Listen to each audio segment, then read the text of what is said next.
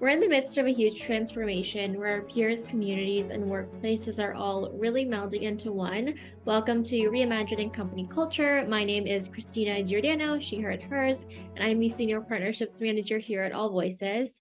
Today, I am very excited to welcome our next guest onto the interview series, Kamela Forbes. She is the Global Director of Diversity and Inclusion at Pride Global. Kamela, thank you so much for being here. If you want to share a little bit about yourself for our listeners, including your pronouns, and when you were younger, do you remember how you answered the question of what do you want to be when you grow up? Hi, Christina. Thank you so much for having me. Excited to be here. Well, my name is Kamela Forbes. I am the Global Director of Diversity, Equity, and Inclusion at Pride Global. My pronouns are she, her, hers.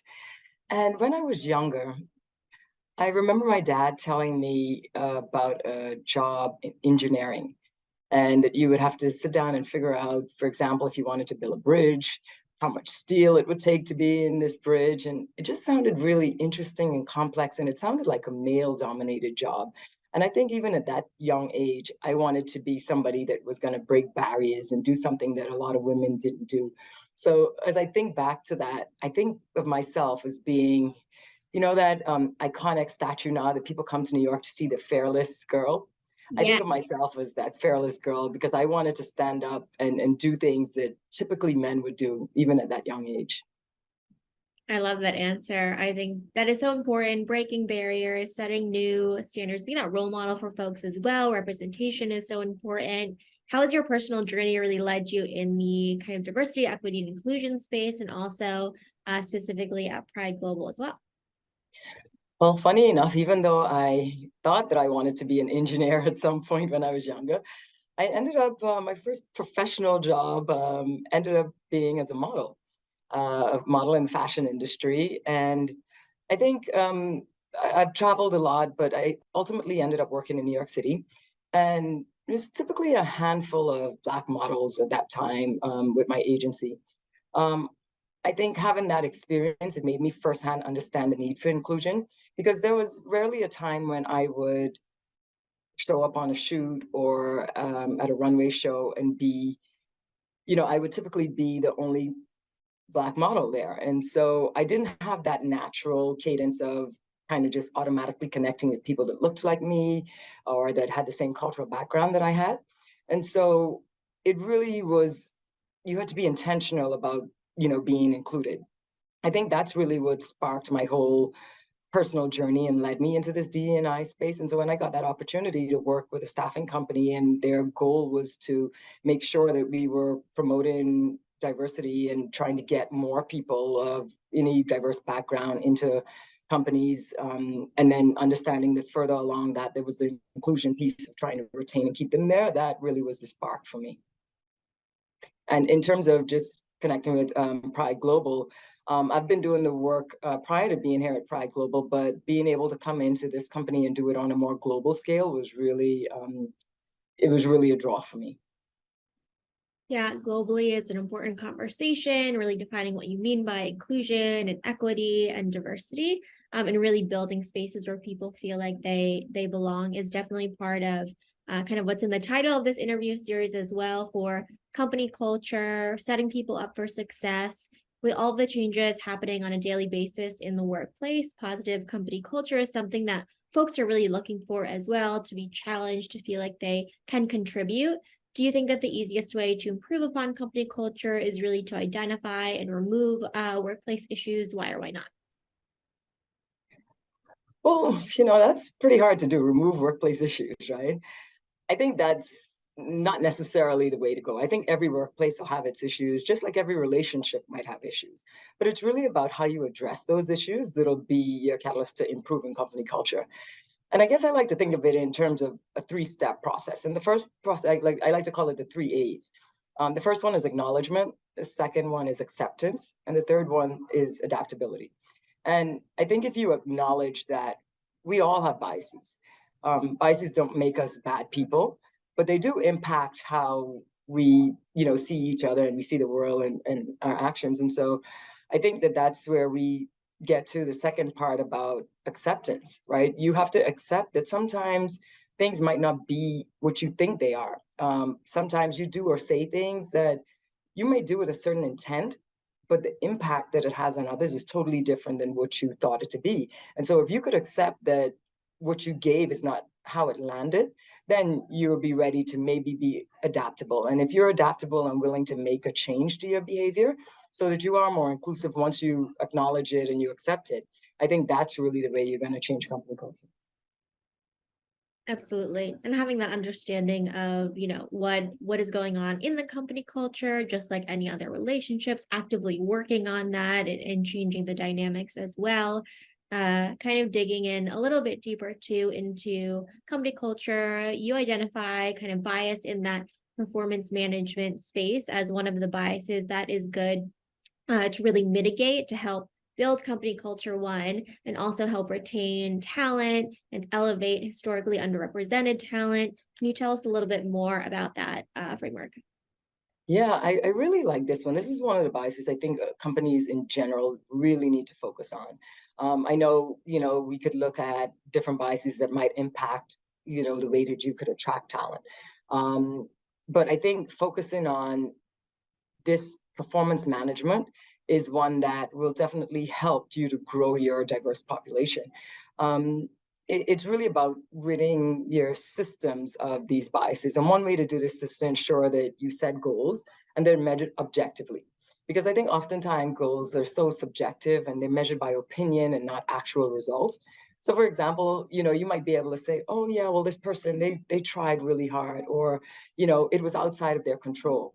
But that's inviting bias into the conversation. It's not objective. It's not an actual, goal that they could hit. So I think by removing the subjectivity from the process, you also remove human error. And rather than managers being able to promote people or giving pay raises to people that they like, you have to make sure that across the board, with regardless of which manager it is, what the cultural or gender or sexual orientation of an employee is, that they all are being judged equally and have the same opportunities to advance in the company. Absolutely. Having the opportunities and access to advance at the organization, progress in the career, and really think about standardizing that process. I was talking to someone the other day about the candidate experience too, in terms of really standardizing the questions that you ask, kind of taking that intuition that sometimes could be bias as well. And really understanding kind of how you can make sure that folks have the opportunity to succeed. Another key part of this dynamic thing of company culture is community, how we feel connected to our team members, to our manager, to the mission. And one way to do this is through employee resource groups, which I absolutely love. I was a former employee resource group leader myself as well. You shared with the team previously that Pride Global has launched, I think, about 14 employee resource groups, which is incredible. Can you tell me about how you scaled the launch process and what is the next phase or iteration of these ERGs? Well, for us, we kind of came out the gate swinging, so to speak. We were very overachievers in this space. And the reason I wanted to do that was because I feel like it's about everybody wanting to find a home. And, even though you might be an in-group or identify with a particular demographic, that doesn't necessarily mean that that's where your passion is. Or, you might be an ally for that group and you want to have that group there so that you are able to, practice your allyship, so to speak. And so I think it was just about having enough ERGs that everybody would find at least 2 or 3 that they feel comfortable with, and that would really cement their sense of community here at Pride. We wanted to make sure that the programming across all of the ERGs were in line and connected to the 4 pillars of the community, culture, career, and commerce. And so having a very robust of wanting to make sure that we are developing the members of the ERG. We wanted to make sure that they're building a sense of community. We want to make sure that they're going out into the community and helping to, advance or kind of pay it forward to the people of that demographic as well. And then obviously opportunities for commerce. So we went through a full coacher application process. They were able to get the coaches together. They launched all of the programming with oversight from our D&I team. And we had a very great, successful year of, programming from our ERGs. And so for us, the next phase right now is to ensure more robust programming. And I think one important key aspect of the ERGs is also maybe evolving into some of the BRGs, especially being that we are a staffing company. There definitely opportunities for us to want to bring in more people of different demographics or aligned with our ERGs and have them, whether they come to work for us internally at Pride or whether they're in our candidate pipeline for our staffing partners. Yeah, thinking about ERGs holistically, I love that you hit the ground running and making sure that everybody has a community and a home, and really the opportunity to be part of ERGs as well. What are some of the ways that employee resource group leaders can be celebrated and compensated? I know on LinkedIn and in the news as well, I've been seeing kind of different creative ways that folks are leveraging too, because it is a lot of work and it's again part of the fold of the company too. Yeah, I definitely think they should be compensated. It does take a lot of work. And in most cases, people do this because they're passionate about it and they do it on their own time. Thinking of the creative programming, the work that goes behind trying to execute some of it, going into their community, into their personal networks and finding speakers or people that could, help to accelerate the programming. So it does take a lot. And I think companies, if you have the budgets, should definitely set aside some ERG uh, co-chair like budgets. But in most cases, people might not necessarily have the budgets to do that. But I think there's still so many other ways that you can still celebrate and compensate these leaders, and that could be in terms of maybe helping them with professional or sending them to like some kind of professional development courses. For us at Pride, we have a pretty unique way of doing it. We have what we call dojo dollars, kind of a monopoly money, so to speak, that people could win for different competitions or for getting involved in different D&I initiatives and things like that. So they're able to take those dojo dollars and go onto our dojo store and shop for actual items and gift cards and other perks. So that's a creative way to do it. And I encourage companies to find ways that work for them. If it's not financial, there are other ways that you could celebrate. And again, like you said on LinkedIn, it might just be, a certification, something to let the people in the community know that they served in this capacity and they've developed certain skills like their leadership skills or their speaking skills or their budgeting skills. So lots of other ways that you could help them to use that co-chair position to elevate to their next level. That recognition piece is so important and thinking about ways to really honor that work and the time spent, because you're right, a lot of folks who are doing it on their own time and are really passionate about it as well. I think part of it as well is the programming, partnering with other organizations depending on the goals of the employee resource group. I want to ask as well how kind of you think about partnering with campuses or other organizations that are subject matter experts to ensure candidates in the pipeline, potential employees, are reflective of diverse backgrounds as well. Yeah, I think that's a really, really key part. For us, again, as a staffing company, it's important for us to build our pipelines. And the best way to do that is twofold for us. We have a nonprofit called Pride in Education. And so for us, it's important to give back to the community. And we are constantly evaluating talent for our clients. And so why not do that in a way where we can say, hey, we can offer you some career readiness services. How we could help you improve your LinkedIn page. We could help you review your resume. We could do mock interviews with you. And so we offer those kind of career readiness services in partnership with different colleges, universities, different minority serving institutions in order to build those diverse pipelines. Absolutely. And everybody is part of that kind of process as well, and really understanding, kind of bringing folks into the fold, making sure folks feel like they belong at the organization, again, set up for success as well. What is your philosophy around holding really everyone accountable to lead with an equity lens in their day-to-day processes, looking at the white space that they could fill in there and ensuring that people really understand the goals behind it as well, no matter what department they are in or lead? Yeah, it's really important because, other than that, it's just performative. You're just kind of talking about it and you're like, oh, yeah, it'll be great to have. But when you start holding leaders accountable to it, when it's, impacting their wallet, it definitely is something that they pay a little bit more attention to. I think ultimately it shows like leadership as well, and it goes back to that recognition piece: are people being rewarded and recognized for their accountability and the the accolades, the milestones that they're achieving in their D&I goals. So I think that is a big part of it, as well as the financial piece. That recognition is important as well. Yeah, and you want to recognize folks who are being accountable, who are thinking about this, who are making progress, contributing ideas. When we talk about goals, I know this is different for every organization, every leader as well, depending upon what the North Star key pillars are too. But how do you think about measuring the progress of diversity, equity, and inclusion belonging initiatives, knowing that we don't want to just rely on numbers, but what gets measured also gets funded and also important to approve on things too? Yeah.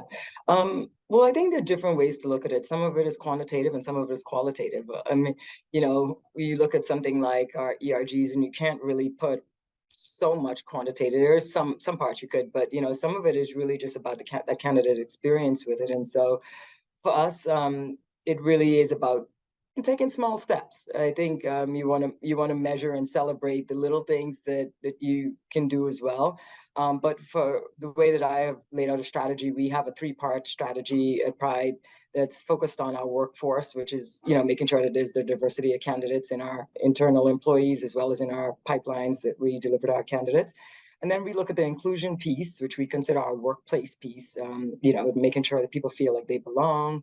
And then we have the marketplace, which is the way that we give back to our community and help build these candidate pipelines and make sure that we're looking at diversity within the supply chain. So it's comprehensive, but just making sure that we're doing something in each part of that bucket, and knowing that we could grow on that as we go along. Absolutely. Growing, always continuing that journey as well. The work is never done, but really celebrating those milestones and the changes as you were talking about, and really spotlighting that too. I think it's important for morale too. I want to ask, when we think about, we're almost in at the time of this recording, 2023, the new year. How would you finish this kind of sentence? In 2023, in order for leaders to be successful, they need to blank. I would say for leaders to be successful, they need to be passionate. I think people who are connected to their why end up, achieving more. And so I feel like it's your passion that really fuels most of what people do, that make them stay connected, that makes them motivated. And I think that's really how you bring success into it. Yeah, and everybody's why is different. Really doing the internal work to identify what your why is at that point in time, knowing that it can change, but being connected to that, being in tune with your motivation is important as well.